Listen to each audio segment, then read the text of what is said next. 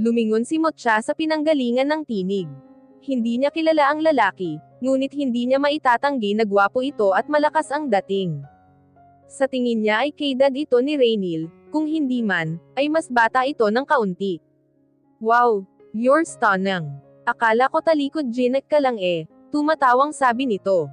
Felix Rustico, uncle ko yung may birthday. Nakipagkamay ito sa kanya. Inabot naman niya ang kamay nito. Mutya at Rehenyo. Siya namang pagbaba ng hagdan ni Doña Cynthia. Oh, Felix, iho. You've met Mutya na pala? Yes, Auntie Cinth. I believe it's the first time I've seen her in a party dito sa bahay nyo. I know I wouldn't forget such a pretty face. Matipid si Mutya nang umiti. May pagkabolero pala ang lalaki. Oh, cause she's a new family friend. Felix, would you be darling at isuot mo itong kwintas kay Mutya? This would complete her look. Isang animo web ng mga puting kristal ang inabot nito sa pamangkin nito. I think her eyes is her greatest accessory. But well, they say that diamonds and women are the best of friends. So, my eye. Lumapit ito sa kanya, hinawi ang buhok niya sa batok, at ikinabot sa kanya ang kwintas. Napalunok si Mutya. Parang hindi yata siya makahinga ng maayos sa takot na baka malaglag kahit isa man sa mga bato ng kwintas. Grandma. Isang matinis na tinig ang nagpalingon sa kanila sa direksyon ng pintuan. Napaawang ang labi niya nang makita si Raynil na kahawak kamay ang batang si Ezra, ang 6 na taong gulang na anak ni Fiona at Ethan. Ilang saglit din silang nagkatitigan ni Raynil. At nang bumaba ang tingin nito sa bahagi ng dibdib niya na bahagyang nakalitaw dahil sa tabas ng suot niya, naramdaman ni Mutya ang pag-iinit ng kanyang mga pisngi. Nabaling naman sa iba ang atensyon nila nang tumakbo si Ezra para yamakap kay Doña Cynthia. Hello Uncle Felix, hello Tita Matcha, bati ni Ezra sa kanilang dalawa ni Felix na ikinangiti ni Mutya. Nakakagigil sa pagkakait talaga ng batang ito. Tita Matcha, you look like a Disney princess.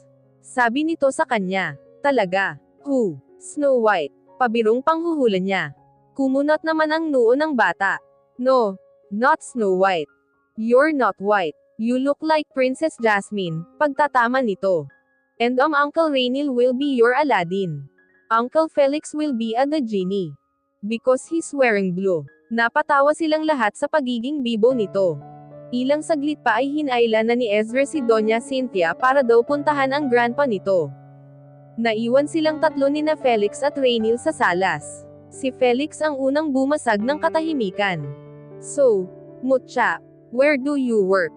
Napatingin muna siya sa nakapamulsang si Raynil bago sumagot. Sa Palazzo Arastia. Tumanggo-tango naman si Felix. I see. Boss mo pala tong si Insan.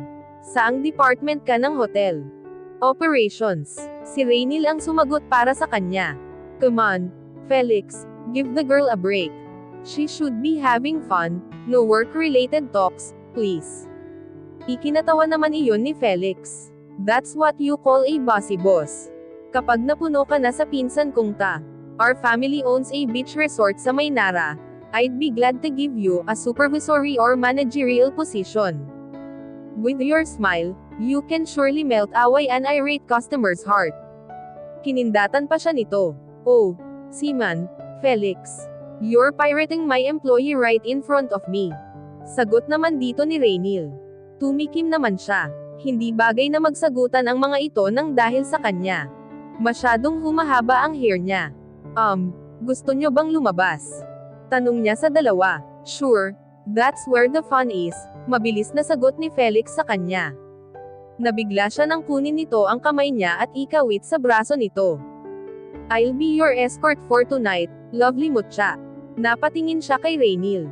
Saglit na saglit lamang ang naging pagdilim ng mukha nito sa ginawa ni Felix, ngunit hindi iyon nakaligtas sa kanya. May kung anong pumurot sa puso niya. Parang gusto niyang isipin na laging nakahanda si Raynil na ipagtanggol siya. Mukhang tama nga ang batang si Ezra, si Raynil ang Aladdin niya. Raynil had to leave his dad's party at around 10 p.m. to pick up Savannah at work, so he left Mutya in the hands of his Mr. Suave of a cousin, Felix. Savannah was all dressed up for the party, looking regal, and leaving the power suit she usually wears during the newscast. They talked about trivial things while he was driving, both knowing they're consciously avoiding talking about a certain issue. Nang makarating na sila sa bahay, bahagya nang nabawasan ang mga bisita ng papa niya. Savannah gave her present to his dad. His dad thanked her for it, while his mom was obviously being civil with Savannah. He immediately scanned the crowd for two familiar figures and after a while, he saw Mucha and Felix. Magkatabi ang mga ito sa table, at naabutan pa ni Rainiel sa aktong ang pinsan niya na bumubulong kay Mucha, na ikinatawa naman nito. Jealous of Felix, honey? Narinig niyang tanong ni Savannah. Nang lingunin niya ito ay saka lamang niya napansin na sinundan pala nito ng tingin kung sino ang tinatanaw niya. Please don't start now, Savannah. He knew he sounded exasperated. Umiling ito. I'm not starting, I'm ending it. Pagkasabi nito noon ay naglakad ito papunta sa kinaroroonan ni Mucha. Savannah. Sinubukan ni Rainiel na pigilan ito sa braso ngunit galit na hinayla lamang nito ang braso nito mula sa pagkakahawak niya. Nakita niya ang pagkagulat ni Mucha nang makita ang pag-upo ni Savannah sa tapat nito, habang ang pinsan naman niya ay magiliw nang initian ang girlfriend niya. Okay. First things first, Savannah said as he again tried to pull her away from the table. Stop it, Rainiel. Gusto mo bang kuhanin ko pa ang microphone? O isig ako ang sasabihin ko? Para naman ma-broadcast sa lahat ng mga tao rito ang mga sasabihin ko about this pretentious damsel in distress of yours. You know very well that I'm capable of doing that. Felix and Mucha had confused look on their faces. He sighed. Savannah was right, and unless he'd choose to cover Savannah's mouth and drag her out of their house while she kicks and screams in front of everybody, he had no choice but to let her say what she wanted to say about Mucha. Okay. As I was saying, first, I'd like to compliment how beautiful the ragged doll looks tonight. Puno ng pang-iinsulto ang tinig ni Savannah. Beautiful, but still, a fake. Your time's up, Cinderella. He mouthed and I'm sorry to Mucha. Nagpatuloy naman si Savannah. Felix, dear, I'm sure you don't know that the woman you're with is a chambermaid in Hotel Palazzo. See, you're surprised. But if you were seduced by her venomous charm, you've got to be really, really careful. If you want her in your bed, you got to pay 200,000 pesos. Napatayo si Mucha sa kinauupuan nito, nakakuyom ang mga palad, ngunit nagpatuloy pa rin si Savannah. And her customers. There are usually the foreign guests of the hotel. So practice safe make love. For all you know, hoon ka pa niya ng HIV stop it, Savannah. He didn't care if he was hurting her, hinayla niya ito patayo at inilayo sa table ni Mucha. Bakit, Rainiel? I'm telling the truth, that woman's an effing whore. Sigaw nito. You're lying and we both know it. He knew they were already making a scene. Iginiya ni Rainiel ito papalabas ng bahay, hindi pa rin binibitiwan ang mahigpit na pagkakahawak niya sa braso nito. That woman was paid $5,000 for a one-night stand. Trixie told me about it, nagpipilit pa rin itong makawala sa pagkakahawak ni Rainiel. You paid Trixie to tell you about it, pagtatama ni Rainiel. Nang makalagpas na sila ng gate ay saka lamang niya ito binitiwan. He still had Savannah's reputation to protect. And can you please stop harassing Mucha?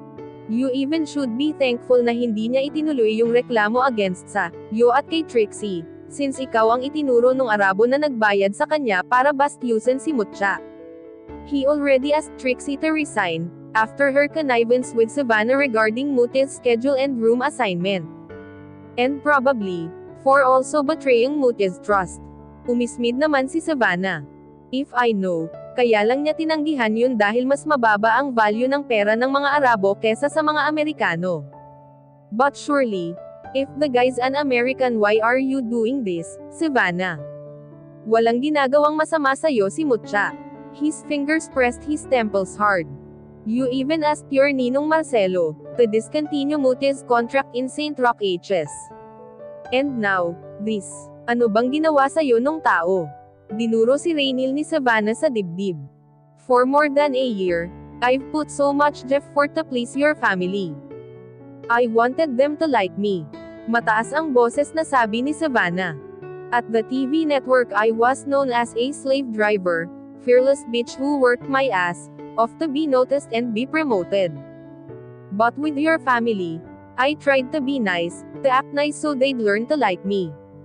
And then what? A poor, lowly elevator operator have easily won their heart. They all wanted her for you. Your family wanted you to fall out of love with me. Mucha wanted you to fall out of love with me, so I knew I had to do something. He cut her off. Savannah, it's you who's making me fall out of love with you. With all that you've done, I don't think I can still feel the same way about you. He saw tears fell from Savannah's eyes which she was quick to brush off her cheeks. You're just saying that to vindicate yourself, but the truth is you've fallen in love with that bitch. Umiling si Rainil. I'm not in love with Mucha. Ilang saglit ding namagitan sa kanila ang katahimikan. I'll ask one of the drivers to take you home, he said, breaking the silence. With their state, they probably would just fight inside the car, and that might just get them to an accident. Pumasok si Rainil muli sa loob ng bahay para kausapin ang isa sa kanilang mga driver. All eyes were fixed on him, all the guests, the servers, even his own family. He felt the need to talk. I apologize for the scene, everyone. You guys know how lovers' quarrels are, he shrugged and forced a smile.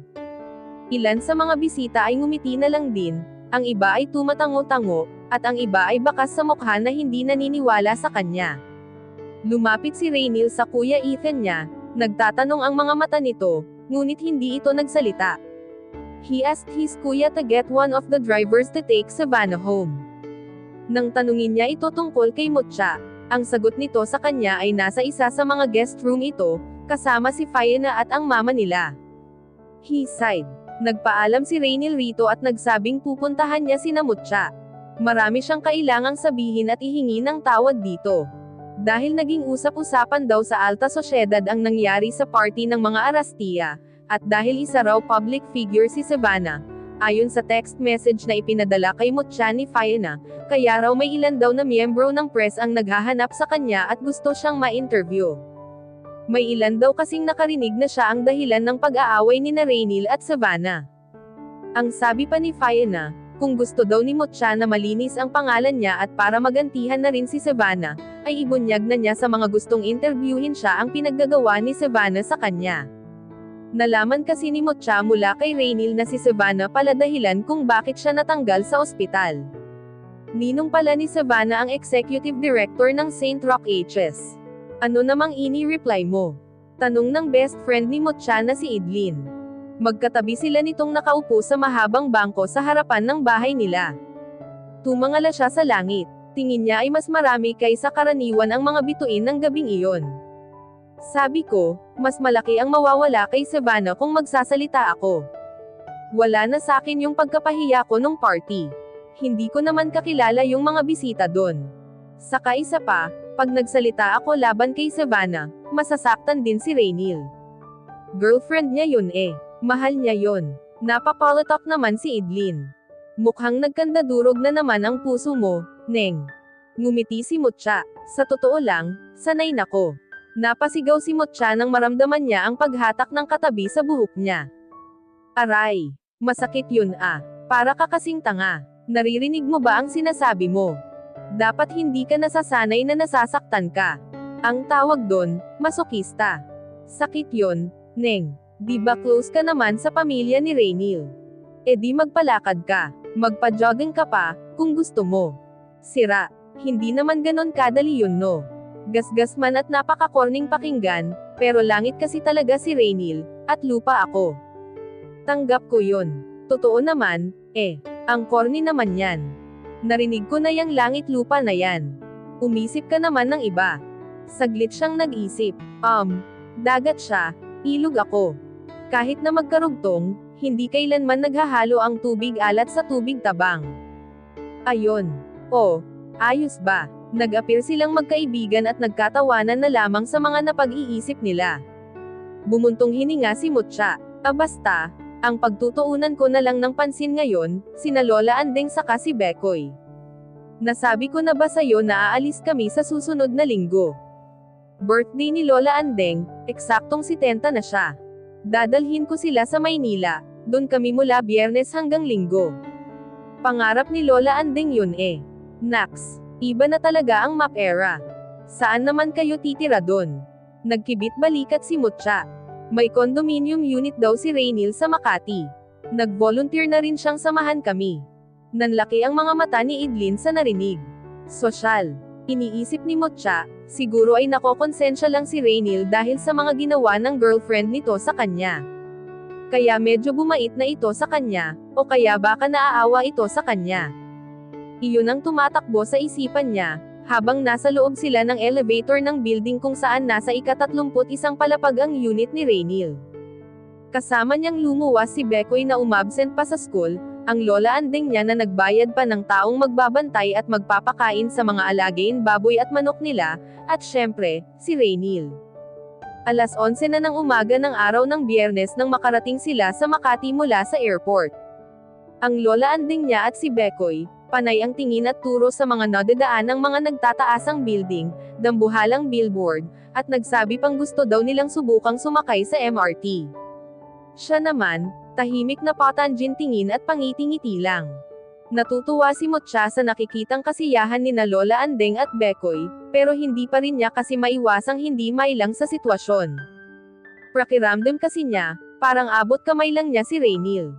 Kasama nila sa taxi, sa loob ng bahay, kakwentuhan ng pamilya niya, kausap niya na parang normal na nilang ginagawa yun sa araw-araw. Nagpa-deliver na lamang si Raynil ng tanghalian nila, dahil walang laman ang ref na naroon. Isabel's Carinderia ang pangalan sa restaurant ayon sa mga plastic bag na pinaglagyan ng mga pagkain. Pagkaing Pinoy ang mga iyon, at pawang specialty daw ng restaurant ang in-order ni Raynil. Matapos magpahinga ng kaunti, ay pumunta na sila sa una nilang destinasyon, ang Rizal Park. Maluha-luha pa si Lola Andeng nang sa wakas ay makita nito ang bantayog ni Rizal, at makarating sa lugar kung saan ito binaril at namatay. Isa kasi sa kanununuan nila ay naging tagapaglingkod sa pamilya ng mga Merkado Rizal sa Calamba, Laguna at nataon pang kahawig ni Rizal ang unang lalaking minahal ng lola niya na isang sundalong napatay sa gitna ng digmaan. Kaya nag-eksenang maalaala mo kaya ang Lola Andeng niya. Inilibre din sila ni Raynil upang makapamasyal sila sa Manila Oceans Park na nasa may likod ng Quirino Stadium. Madilim na nang umalis sila ng Luneta. Humiling si Bekoy kay Raynil na iyong restaurant na may pizza naman ang sunod nilang kainan. Sinunod naman nito ang paglilihi ni Bekoy at sa Yellow Cab sila dinala para maghapunan. Pagod man sila pag-uwi ng kondo, ay sulit naman sa saya na nararamdaman ni Mutya. At naisip niya, sana ay may bentong time machine, para pwede niyang balikan at i-replay ang araw na iyon at ang susunod pang 2 araw na kasama ng pamilya niya si Raynil.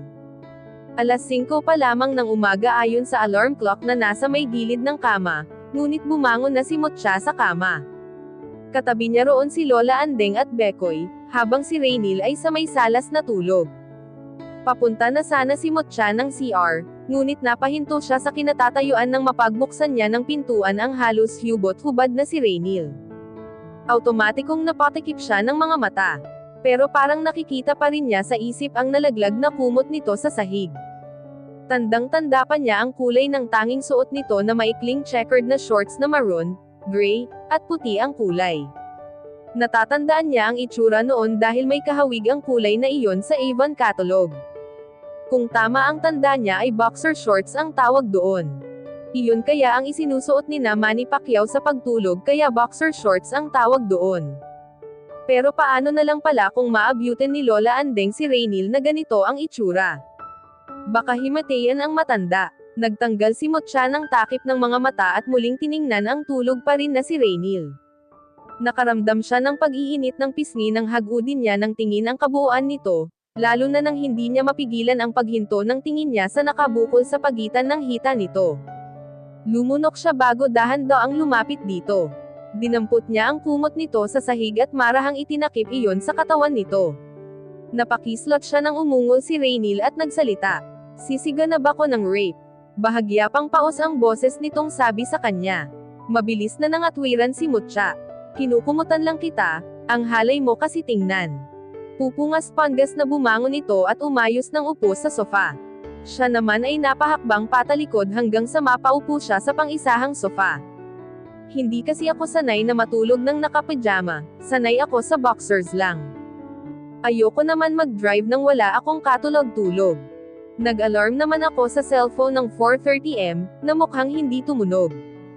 Kinuha ni Raynil ang cellphone sa ilalim ng unan nito. Kaya pala, wala ng battery. Why am I even explaining these things to you, anyway? Hinigit nito sa may sandalan ng sofa ang pang-ibabang pajama nito at isinuot iyon. Saglit si Mutya na nag-iwas ng tingin, at nang makita niya sa gilid ng mga mata na naisuot na nito ang pajama ay muli niyang ibinalik ang tingin dito. Iniunat ni Raynil ang mga braso at binti, sabay hikab. Nanatili lamang si Mutya na nakatingin dito ng mataman. Hindi na niya napigilan ang sariling magkomento. Bakit parang ang gwapo mo pa rin kahit may muto-muto ka pa at panas na laway? Tumaas ang isang kilay nito. Huwag kang mag-alala, wala akong balak singilin ka sa mga gastos nyo dito. Hindi ako nambobola. Ang artistahin mo talaga, kayo ni Kuya Ethan mo. Nangalumbaba siya. Alam mo ba, nung bata pa ako, hindi ako naniniwalang mabaho ang utot ng mga artista. Ikinatawa iyon ni Raynil. Bakit naman? Nagkibit balikat siya. Para kasing hindi ka panipaniwala, parang hindi bagay sa mga artista kasi lagi silang mukhang pogi, maganda at mabango. Yun bang parang kahit utot nila, amoy kolon? Ngumiti siya. Ibang klase ka talaga. Tatawa-tawang sabi nito. Nga pala, kamusta naman sila Lola Andeng at Bekoy? Ayon, tulog pa rin. Hiyang yata sa aircon. Akala ata nila nasa Baguio sila. Tumanggaw-tango ito. Maya-maya ay tumayo ito. Magtitimpla ako ng kape. Gusto mo? Sige. Ano nga palang almusal natin? Delivery ulit. Unfortunately, yes. I promise. Mamaya we'll go to a supermarket. For now, Jollibee or McDo? Jollibee, mabilis ni Mutya na sagot. May halos isang oras din silang nagkwentuhan ni Raynil habang nagkakape, at kung hindi pa nagising si Lola Andeng, ay hindi nila maaalala na hindi pa pala nakaka-order ng almusal. Alas 8 ng umaga ay papaalis na sila ng kondo para manood ng Wawawin. 2 pases lamang ang nakuha ng kaibigan ni Fiona, kaya naman kaysa pumila sila ng madaling araw para makasigurong makakaupo sila, ay hinayaan na lamang ni Mutya na si Bekoy at Lola Andeng ang manood ng Wawawin. Total naman ay mahal na mahal ng lola niya ang TV show na iyon, habang si Bekoy naman ay super crush ang isa sa mga dancer ng show. Pumayag din ang kakilala ni Fiona na ay tour ang maglola sa buong ABS-CBN compound, at nagsabing pwede na lamang nilang sunduin ang mga ito bandang alas 6 ng hapon. Iniwan ni Mutya kay Bekoy ang cellphone niya para ano't anuman ay matawagan o ma-text nito si Raynil.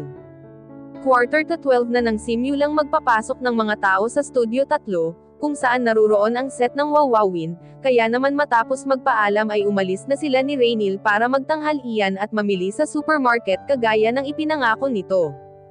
Pasado alas 2 nang makauwi sila sa kondo. Kailangan kasing mailagay sa ref ang mga meat product na nabili nila. Nang maayos niya ang mga iyon ay pasalampak siyang naupo sa tabi ni Raynil na nanonood ng TV sa salas. Bitbit niya ang pack ng chocolate syrup na kasama sa pancake na inalmusal ng Lola Andeng niya kanina. Hindi na iyon binuksan ng lola niya dahil nakontento na ito sa mantekilyang ipinahid nito sa pancake nito. Ano namang plano mong gawin dyan? Di papakin. Ang sarap kaya nito. Isinawsaw ni Mutya ang hintuturo sa lalagyan at pagkatapos ay sinipsip iyon. Anong palabas yan? Tanong niya rito. CSI New York. TV series, yan sa US about crime scene investigation. Tumanggaw-tango siya. Abala pa rin sa pagpapak ng syrup. Napapalatok si Raynil. Para kang bata, ang dami mo ng chocolate sa mukha.